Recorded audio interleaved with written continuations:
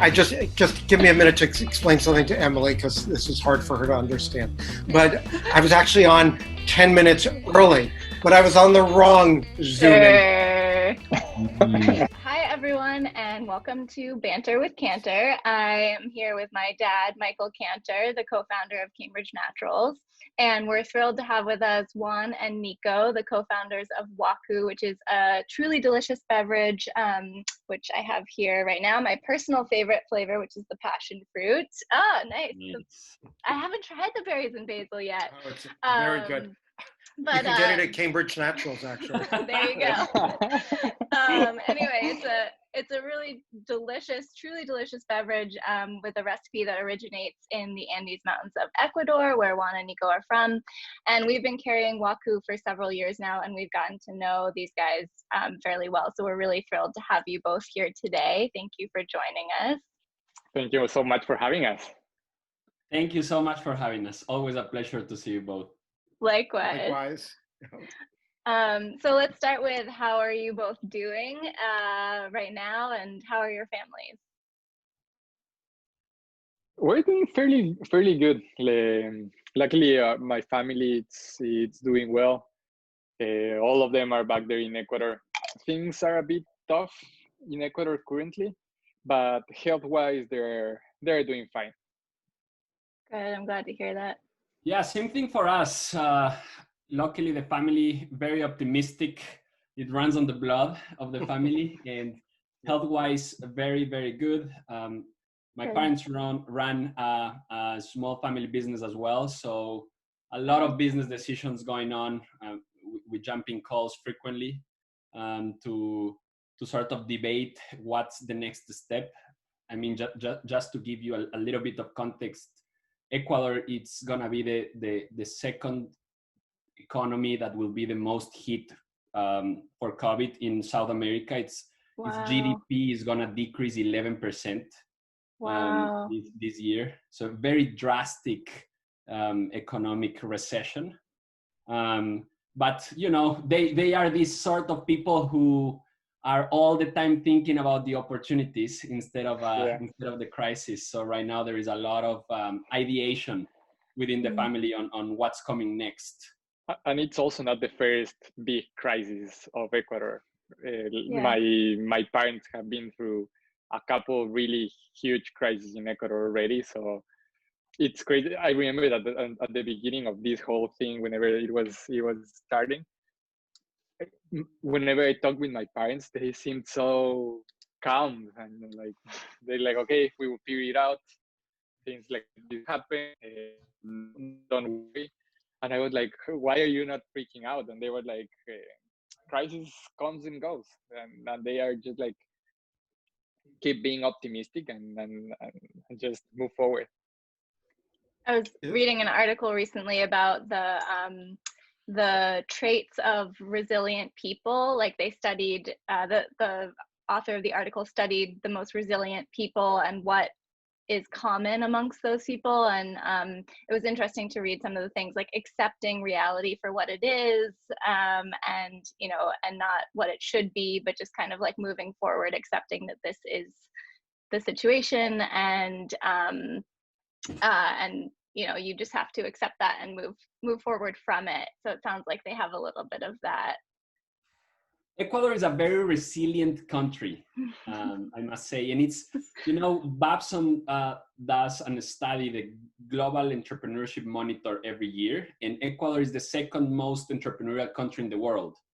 A lot of it is necessity. And you could argue that, you know, if you count the little store that you put in your garage when things are going south, is that entrepreneurship or not? I mean, there is some parameters there that we don't know, but in the blood of Ecuadorians, we tend to be very resilient and very entrepreneurial.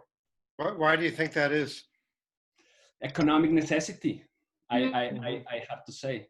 Yeah, I think you know, necessity is the queen or king of new ideas. Yeah. And so I think that's a big part of it. Sure. Yeah, that makes total sense. Yeah. Speaking of which, so how did you guys meet originally, and where did the idea for Waku come to fruition? So Juan is the older brother of one of my best friends from high school. So we've known each other for a while now, but whenever I was in high school, the 3 years of difference that we have, they were huge. So we're not that close in high school, but we went to the same college and both of us studied business. So since college, we started to become more closer friends. Oh, whenever we met each other, we were just talking about business and the entrepreneurial ideas that we were having. Both of us, we were always being into passionate entrepreneurs. So I think that was the common thing that put us together, and then we started to work together. It was probably 8 years ago now. We started to work together in another startup back there in Ecuador. So Juan was Oh, the okay. CEO What of was this that company. company? It was called a Serve. It was a tech education company. So we Cool. were selling some courses for corporations in Ecuador to train them in technology, in the use of some specific technology. And Juan called me to work with him doing sales at the beginning. I sucked at sales, so then I started to do marketing, and then we just started to like our partnership started there. We started to get to know better each other, and we started to learn that we both of us work really well together. So this was already 8 years ago. And so then when I decided to leave Ecuador to come to Boston to do my MBA, and we started debating with Nico, what can we do with the fact that I'm leaving, you're staying in Ecuador.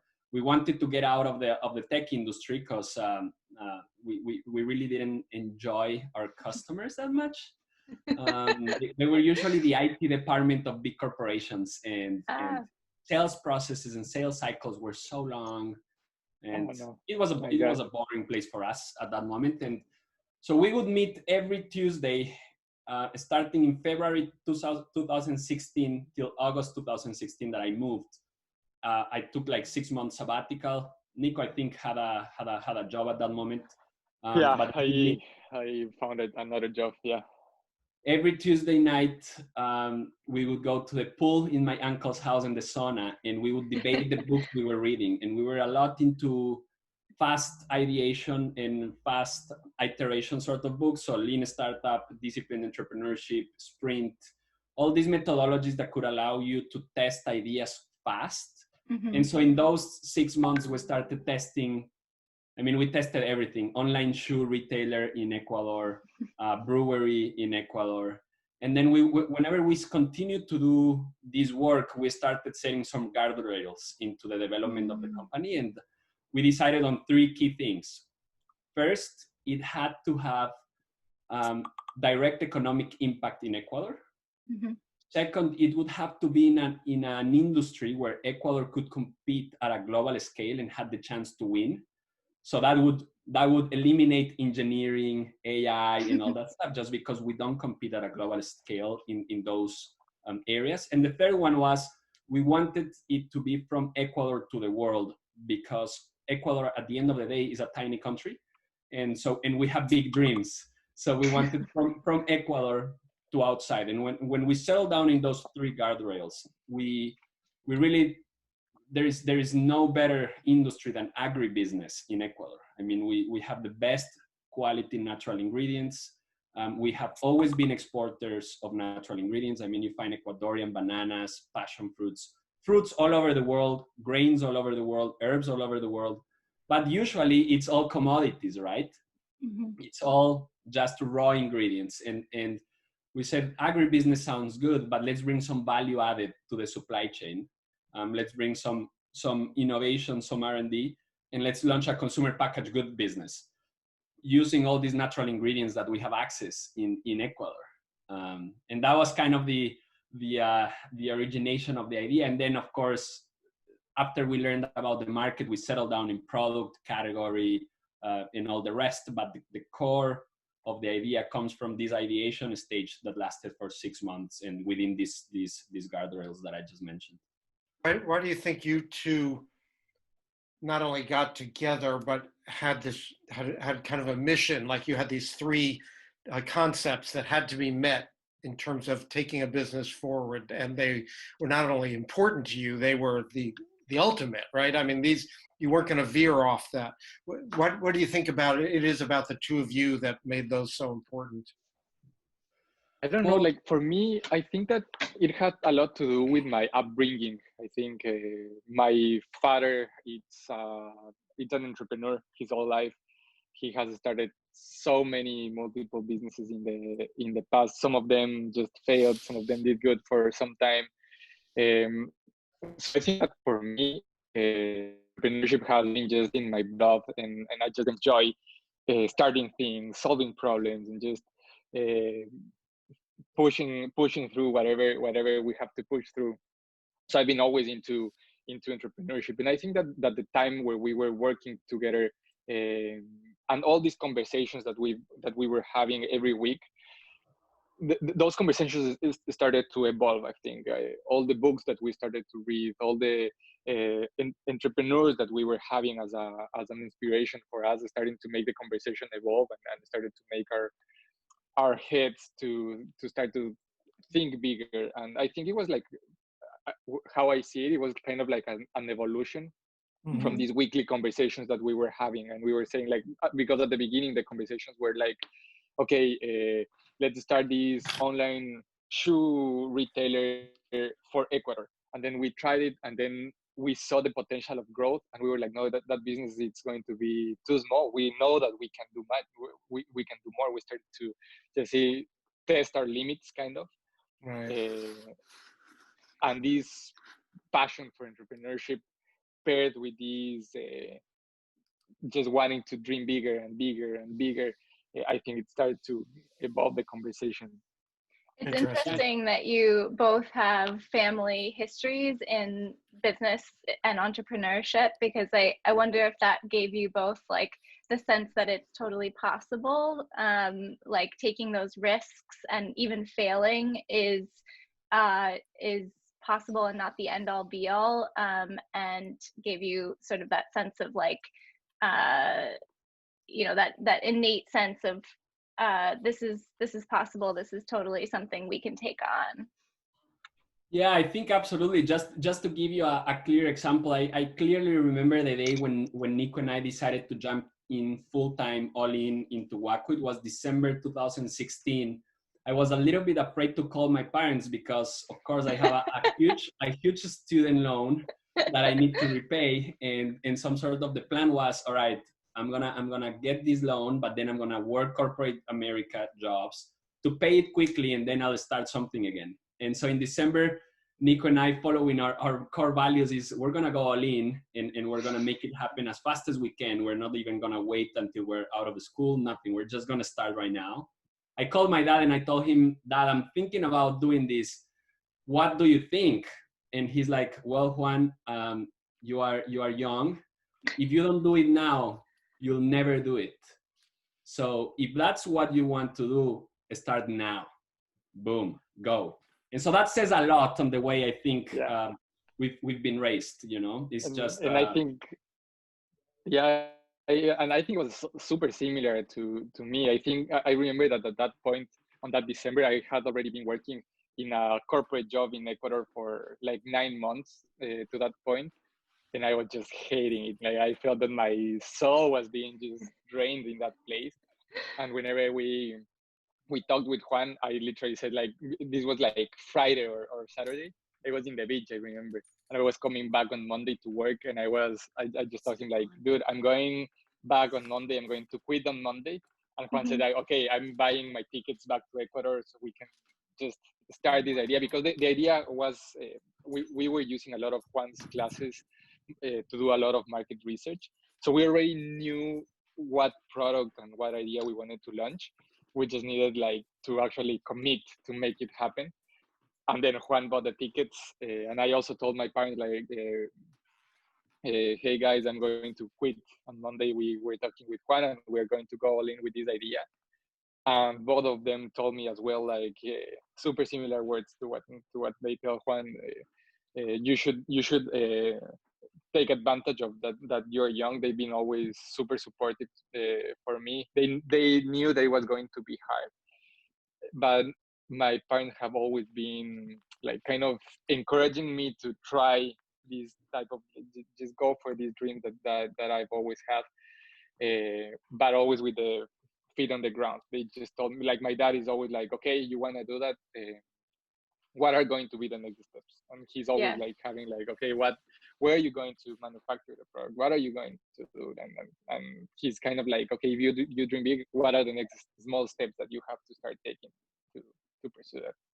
I feel like that's so important to have that support system behind you, and the ability to make mistakes and fail and learn from those mistakes, and know that you have people around you who will help pick you back up and encourage you to keep going. By the way, did you guys enjoy that tour through my parents' house just now? I don't know if you know it, but okay. I was trying. So yes, part of my role is to add a little bit of humor, and I'm staring at my computer, which is saying low battery. And because charging it before this conversation was definitely too difficult to plan for. So. I can't wait for a personal tour of the house. Yeah. You're welcome to come visit 6 months ago, or maybe 6 months from now, depending on the circumstances. No, it's just that I said, oh, this isn't going to work. My computer is dying. I'm going to have to disrupt this. And then I went downstairs to add to it. And then my wife said she was trying to tell me something, and I'm trying to tell her not to say anything because I'm on this Zoom call. Which is being recorded, but no big deal. No big deal. I mean, this is life in the fast lane. What Juan and Nico and I know is that this is what it's like in Somerville. Medford may be a little bit different, but Somerville is a little bit like this. Yeah. It's a little crazier here. Yeah. Moving along. So the word Waku, which was not your original business name, but is a derivative of the original name, is a derivative of a Quechua word that means together. So what does the word together mean for the both of you in terms of how you know, everything from how you run your company to your core values as a company, to how you operate, how you sell, and even the product that you have? Yeah, so I think that this sense of togetherness is really important for us as a company and as a brand. It's basically how we like to do business in general. Since the beginning, we knew that in order to achieve something as big as we want to achieve, there's no way that we can do it by ourselves. We need a whole tribe, a whole community around us to help us along the way. So in every step of the journey, we've had amazing people by our side, sometimes friends, sometimes business partners, investors, advisors. All along the way, we've been able to keep building what we are building by having amazing people by our sides.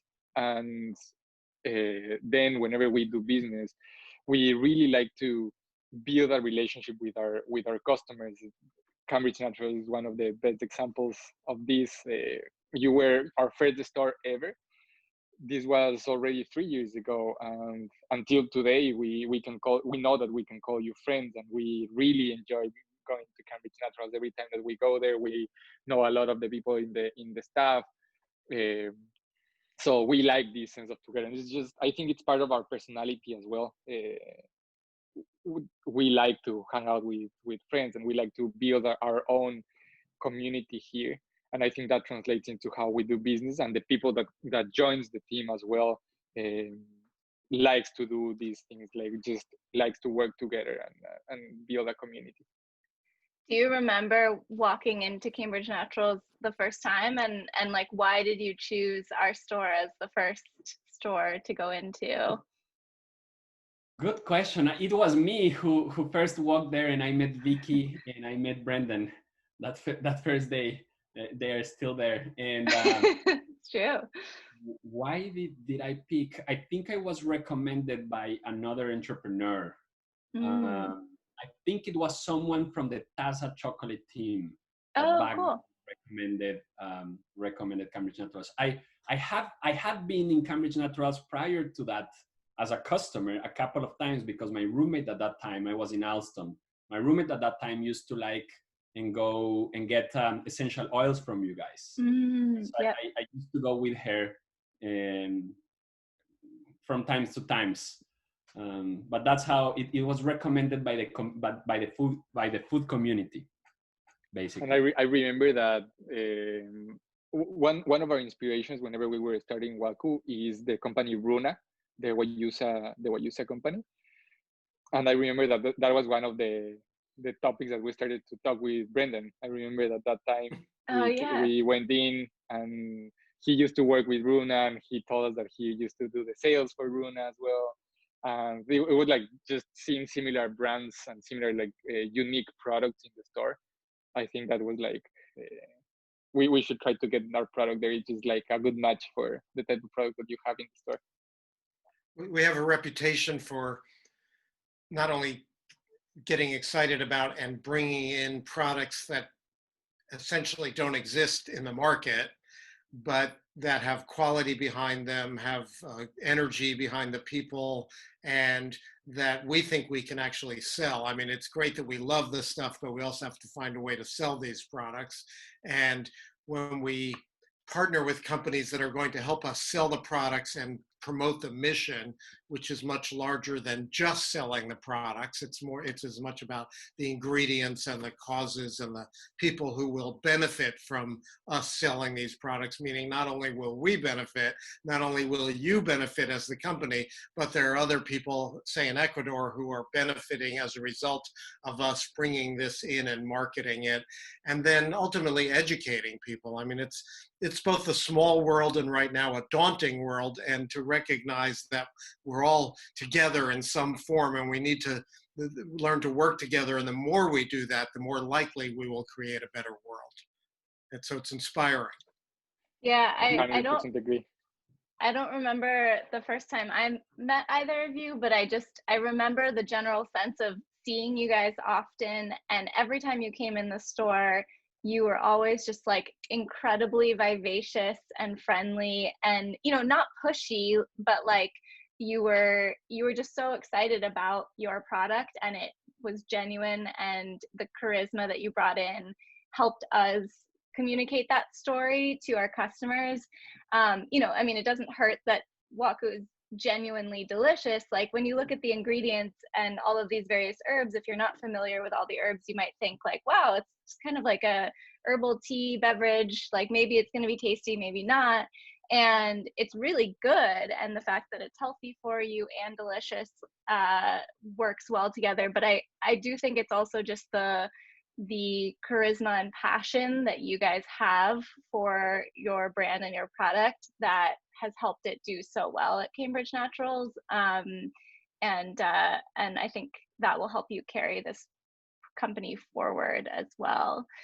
That's my general sense. Thank you for the kind words, Emily. That goes within the core values, right? One of the third core value of our company is always be all in and hold high standards. And that's what that means, right? I mean, if you're gonna do something, you have to put your soul behind it.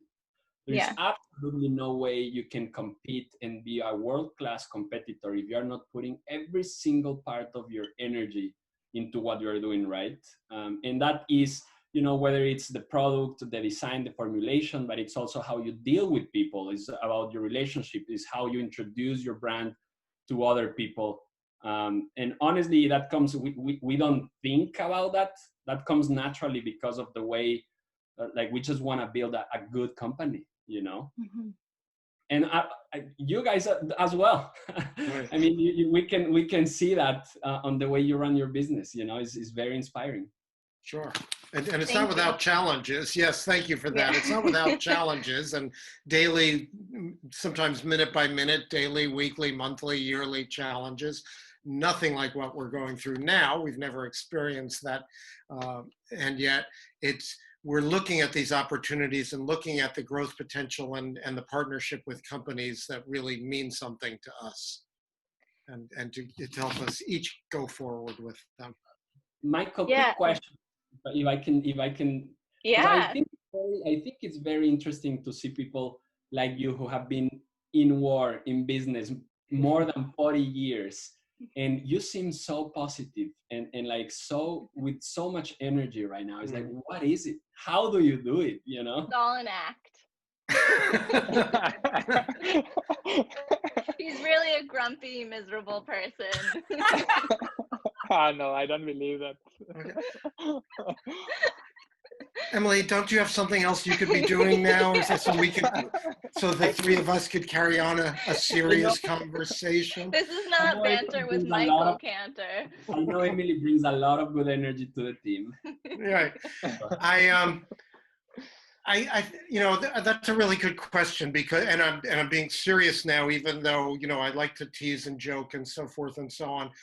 I struggle because the world has so many issues that we're dealing with, and I do struggle to be honest. And yet I know there are so many good people doing so many good things in the world, and the fact that that's happening doesn't get the same publicity as all the negative stuff that's going around.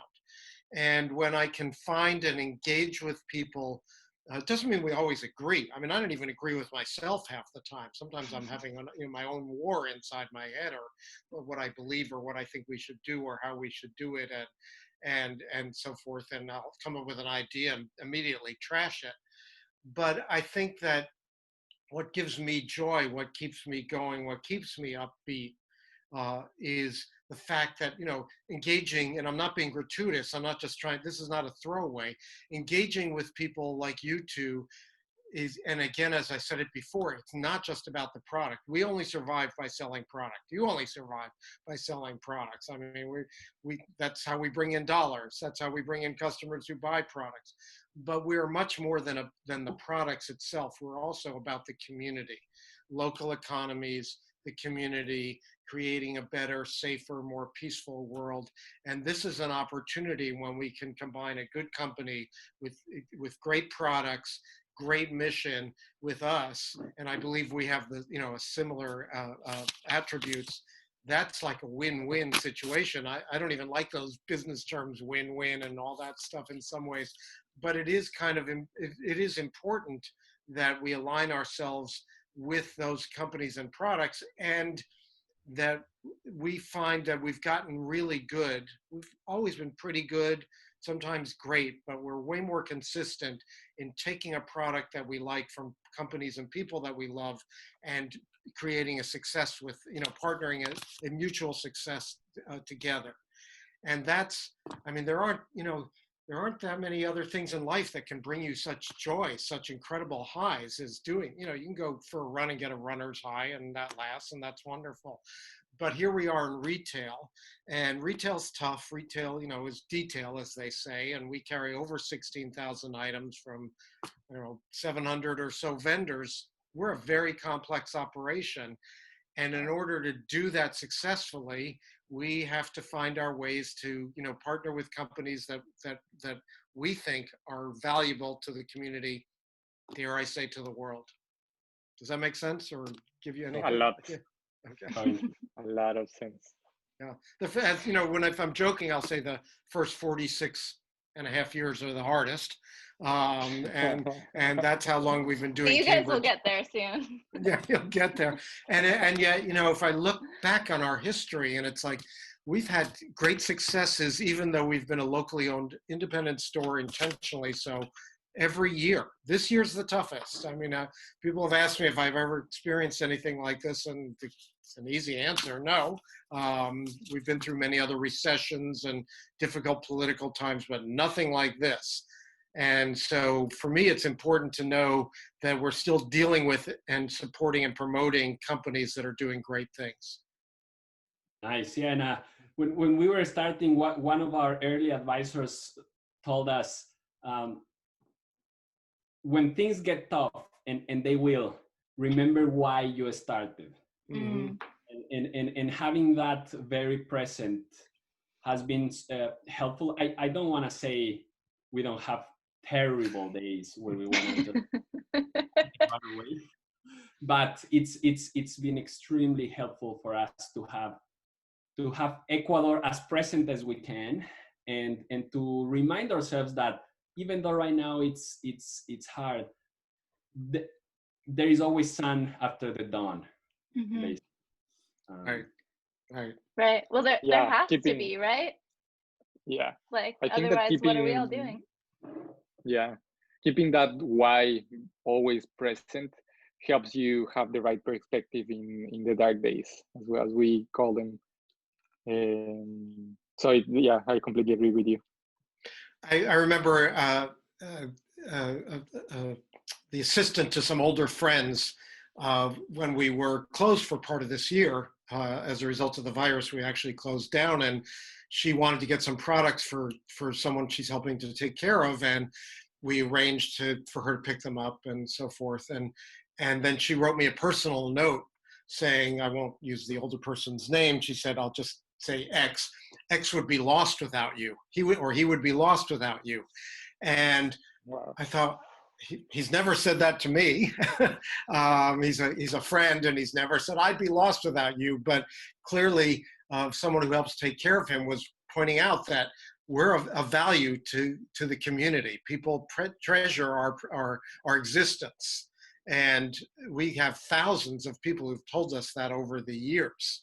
And that's like, wow, we're doing something really big. We're much bigger than this little storefront that people see when they walk in. Incredible. That's great. Yeah. Really inspiring. Yeah.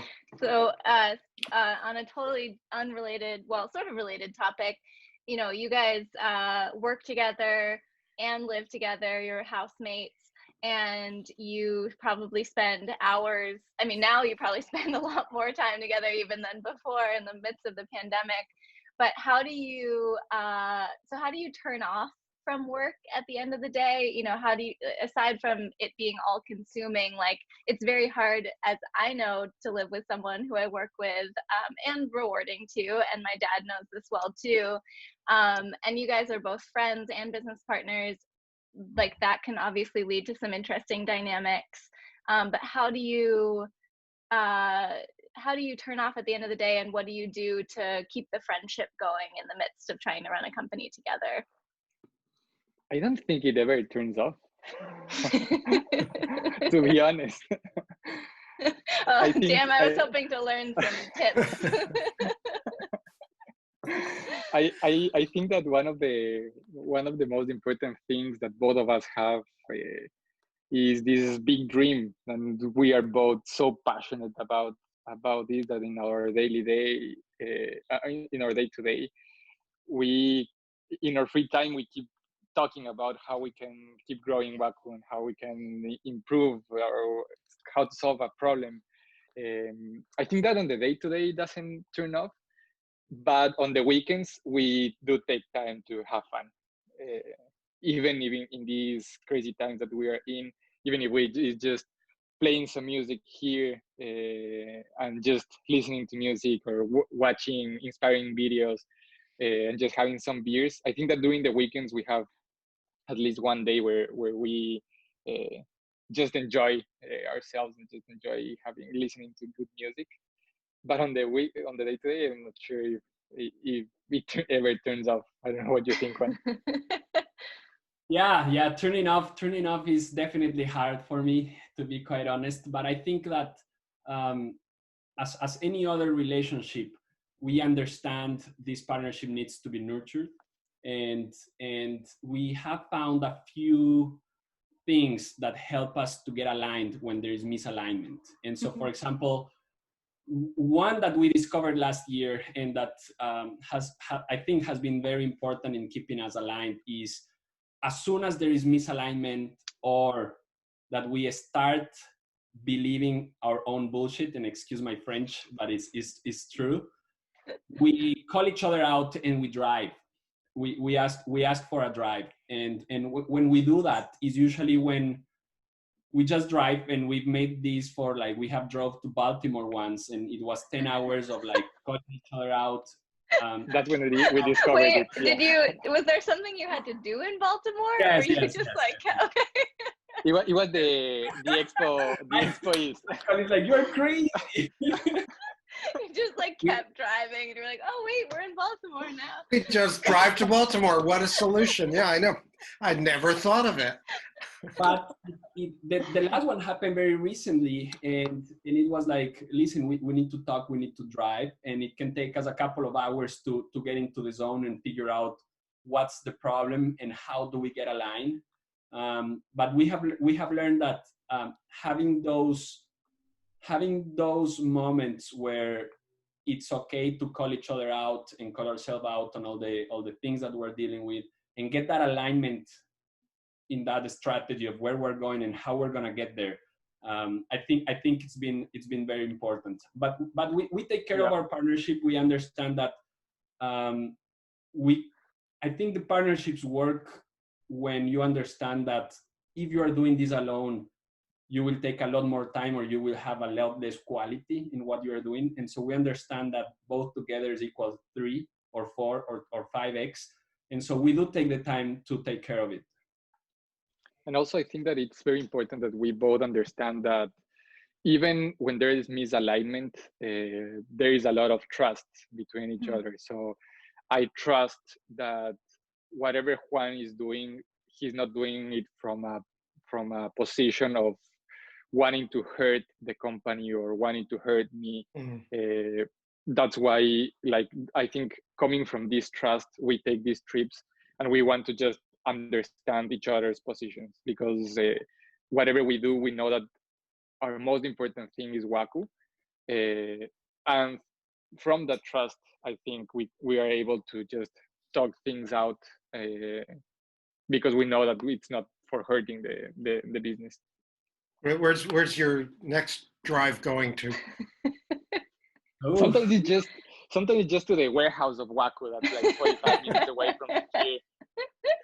No, we know that well. Sometimes, like my wife and I will just be like, okay, got to do something. We go out for a walk. Where do we walk? We walk to the store. We walk to our office, which is 100 feet from the store. It's like we don't really feel like going anyplace else, and that's where we'll end up for a few minutes, and we help center ourselves. I mean, Emily can tell you that every family vacation we ever went on, we went to every single natural food store that existed in wherever we were in the country at any time. And there was a New York Times article featuring us, and Emily told the reporter that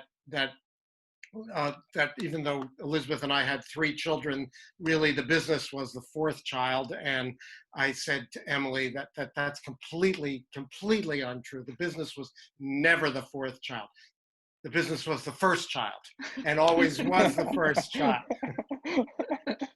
No, it got the most attention and most attention, and poor Emily. I mean, had to languish and you can so see forth. how I've suffered. Right, I know. She ends up having to talk to people from Waku to get some therapy.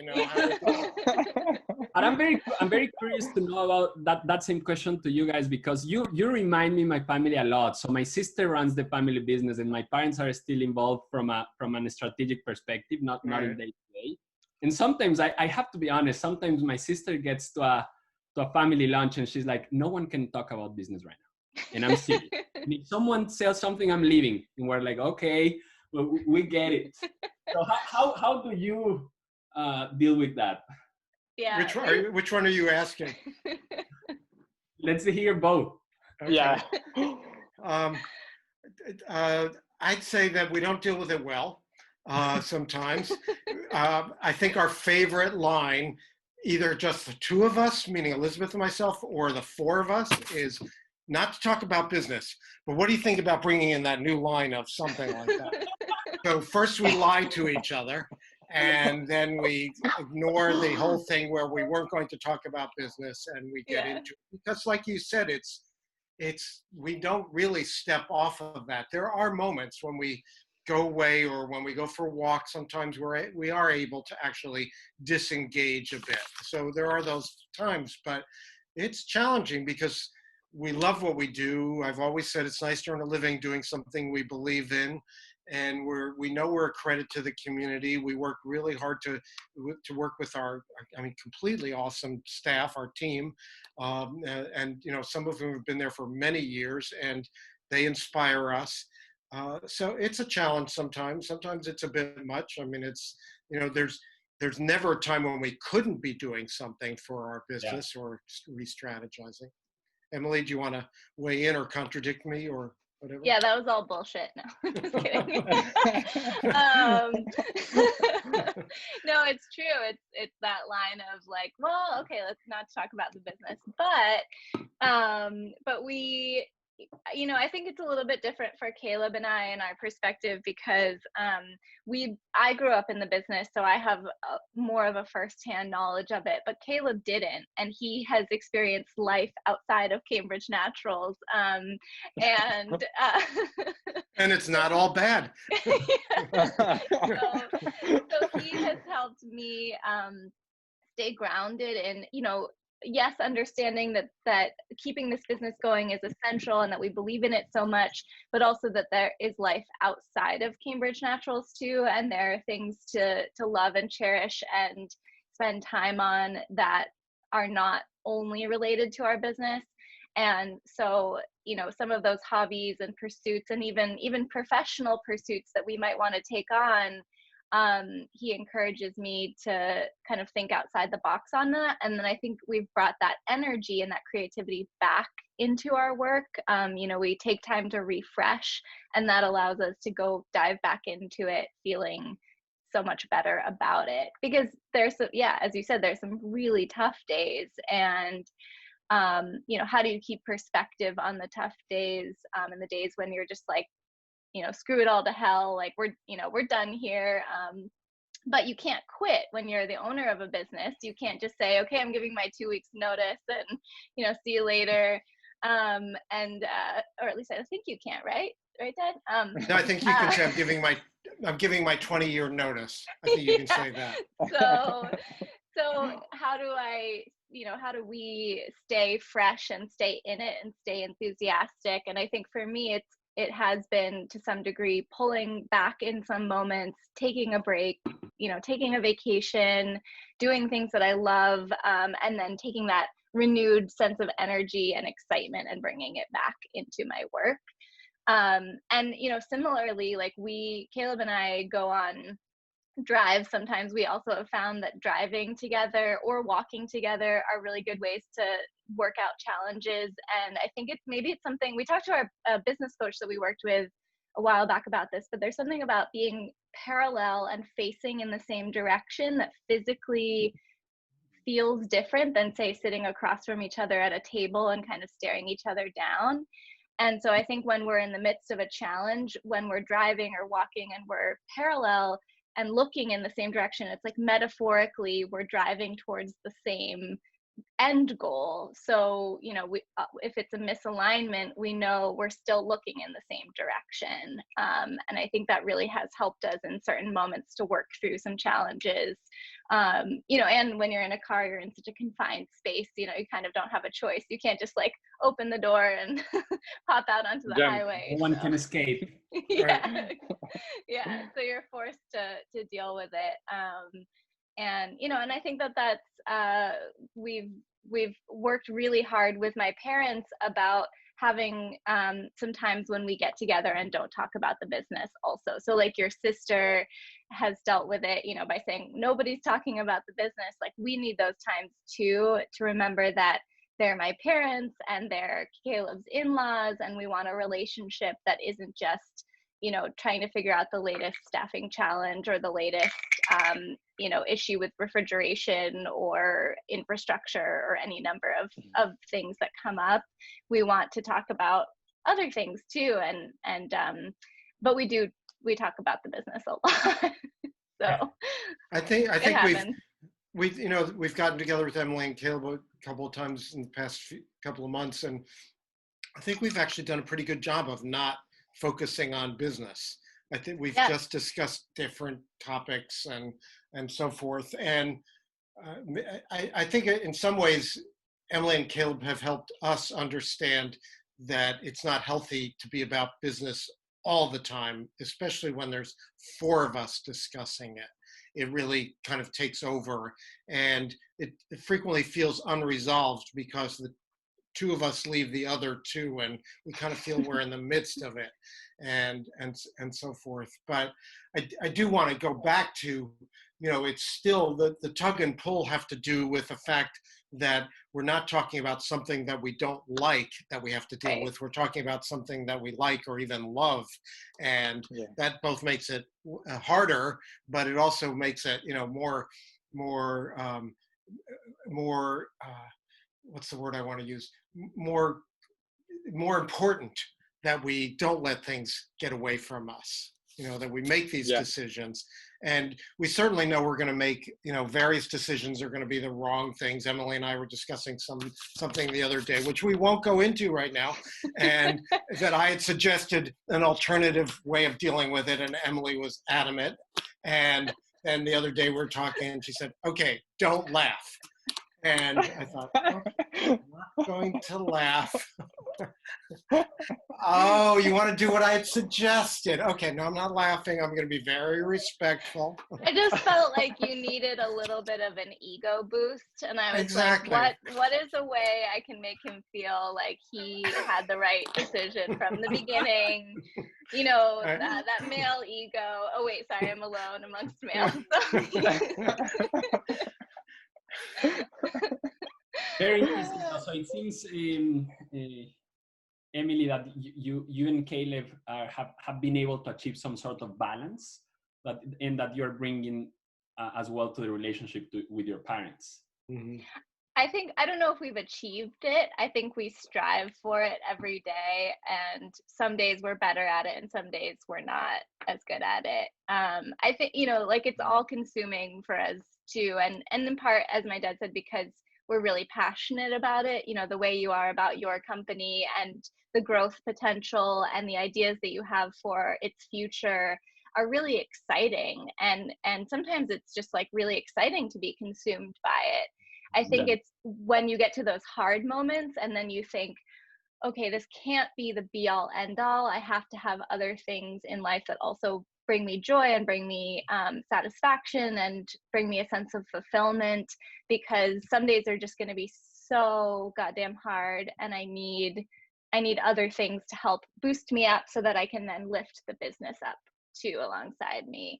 So I think we strive for it, but I wouldn't say we've achieved it by any means, but I'll let you know when we do. I'll send you the secret recipe. Knowing you both, I also can only imagine these heated debates about the business and where do you go from now. I know that has to be a wonderful conversation to be at. Yeah, we'll record the next one and send it to you. 6 hours recording. Yeah, get your popcorn ready. And, and maybe go for a drive and listen to it as you're driving or something. I might have to drive to the other side of the country, though, Michael. So we're coming to the end of the time, and we have a little bit of a quick fire round for you guys. So are you ready to? Let's do it. All right, ready. Cool. Dad, do you wanna start? I'll do the first. I'll start. Favorite Waku flavor? I'll start. Berries and basil now. Mine is the ginger lemongrass. Yeah. This is my go-to forever, but now I'm gonna have to try the berries and basil. So. All right. Your favorite snack, food, or treat? I'll go first. So there is it's called helado de paila. So it's an ice cream in Ecuador, and it's made of pure fruit in a big pot. So natural, so refreshing, and made with real fruit. Amazing. I want some right now. Mine is gummy worms. They are made with a lot of happiness. Yeah. Oh my God. Oh, you didn't know this. No. You're welcome. All right. Favorite decompression, relaxation ritual? I mean, I think I have a certain sense of that, but. So pre-pandemic, I was on a roll for sauna every night. So a quick workout in sauna was unbelievably good for me to go to bed. Yeah. I would say right now it's maybe dancing or a good tune, good music and dancing. Nice. I would say for me, it's going for a run. I've been getting more into running lately, and I think that just releases all that's in the head. I go to run without headphones or without music, just to be there with my thoughts and just to get myself really tired. I'm noticing that's really helpful. Interesting. I love that. 3 adjectives that you would use to describe the other. Ooh. Okay, I'll start. Problem solver, creative, optimistic. I would say energetic. I would say trustworthy. And I would say also the life of the party. I can see that. I don't know if that's good or bad. I'm gonna take it as a compliment. These are neutral. Yeah. Okay. Am I still going, Emily? Keep going. Yeah, you're all on right. a roll. Okay. What book is currently on your desk or nightstand? And I could modify that or say, or article that you're reading, but anything like that. I have 2 books in my nightstand right now. One is called The Joys of Compounding, and the other one is called The $1 Billion Brand Club. Right now, I always have in my nightstand the Mission in a Bottle, the book about the story of honesty. That's always there. And the other one that I'm currently reading is called Awareness. Awareness? Awareness, yeah. It's a good title. Yeah. Yeah, it's the nonfiction. It's called Awareness. Nice. Yeah. Cool. Great. Favorite pre-pandemic activity in the Boston area? Driving to Baltimore. For me was going to Bow Market here in Somerville. Just going there and just jumping from small store to small store, or hanging out in the canopy room, having a beer and dancing there. I think that's one of the things that I miss the most here in Boston. Yeah, for me, I think I can still do it, but for me, there is nothing better than a walk in the Esplanade or a glass of wine in the Esplanade while watching the sunset or something like that. I really like the side of the river. But I've done it while it's still on pandemic, so. Yeah, that's a good, actually, both of those. Yeah, that is. Yeah, I mean, Bow Market, I think, is open again now, so you could still take advantage of like their outdoor patio area, but. Yeah, and you can certainly go to the Esplanade and walk and drink wine and so forth and watch the sunset. Yeah. All right, why don't you do the last question, Emily? Okay, all right, this is self-serving, but first word that comes to mind when you hear of Cambridge Naturals. Oh, I know. Family business. First thing comes to my mind, it's friends. Just such a friendly place to be in. Yeah. Well, we feel similarly about you guys.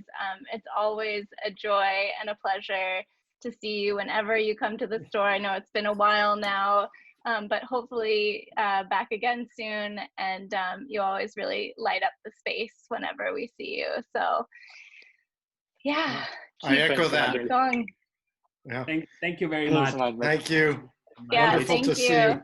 So good to see you. Really, really good to see you. Very Smile. energetic conversation. Yeah. More soon. All right. Say hi to Caleb and the team. We will.